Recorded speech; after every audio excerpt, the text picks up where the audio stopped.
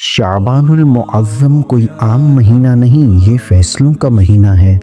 احادیث میں آتا ہے کہ اس مہینے میں بندوں کے اعمال اللہ تعالیٰ کی بارگاہ میں پیش کیے جاتے ہیں۔